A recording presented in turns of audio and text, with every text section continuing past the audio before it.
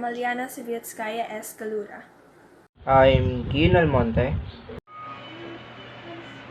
Hi, I am Alejandro A. Buhawi. I am Pil Ludovice. And lastly, I am Adrian Takaisan. Today, we would like to present our research topics.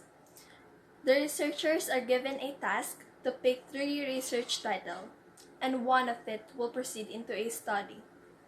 So now, the first research topic is all about the struggles in studying of the students in new learning system. Why do researchers would like to conduct this study?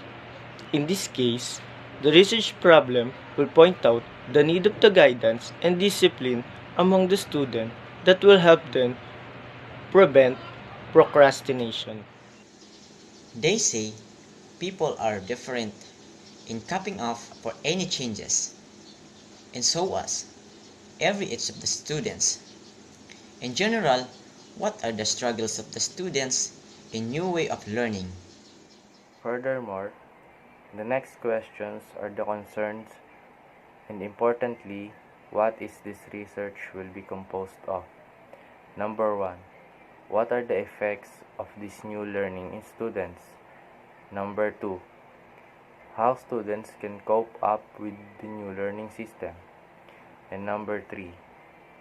What are the ways that can help students to adjust in this new learning system? And number 4. What are the advantages and disadvantages of this new learning system? And for number 5, what do you think will happen for those Filipino families that can't access good internet and doesn't have any good gadgets to use? In conclusion, opening this research topic, we'll discover the struggles of the students that may lead to a possible and a helpful solution to all of the students. As this presentation goes on, let us move on to the next research topic, and this will be the students' parental support in terms of academics. As same as earlier, the researcher would like to present this study to attain how much it is need of parental support and guidance of student when it comes to academics. It is true and proven that parental care are much needed and important than any other things of every child. The question is, how those parental support help the students academically?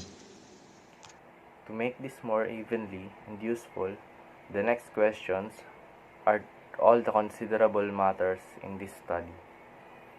Number 1. How does parental support affects the performance of the students in terms of academics? Number 2. What are the other ways that parents can help their children while at work? Number 3. What are the advantages of parental support in students? And number 4.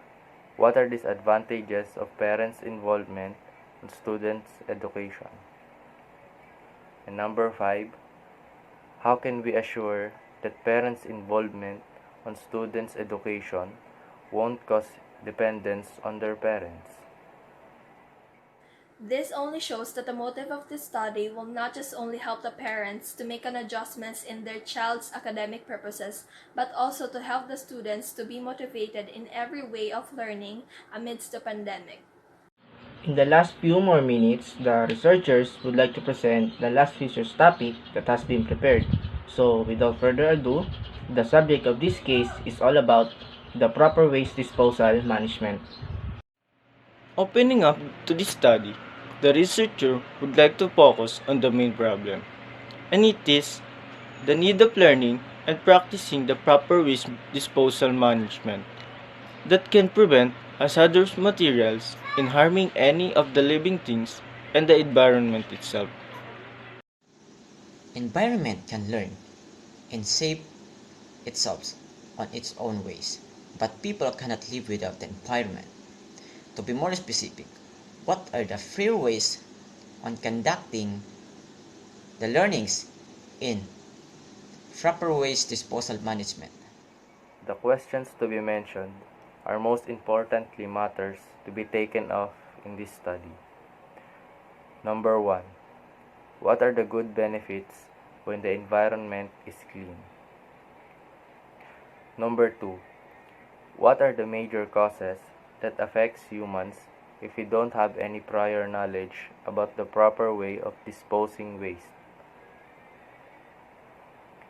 Number 3. What are the other ways to nurture our environment? Number 4. How does segregation, recycling, eco-innovation solve the problems of any landfills?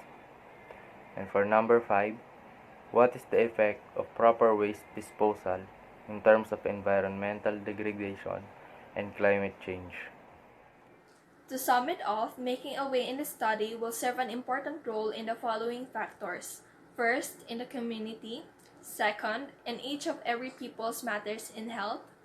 Third, in our agriculture and living things, to be specific, such as animals, plants, or the crops.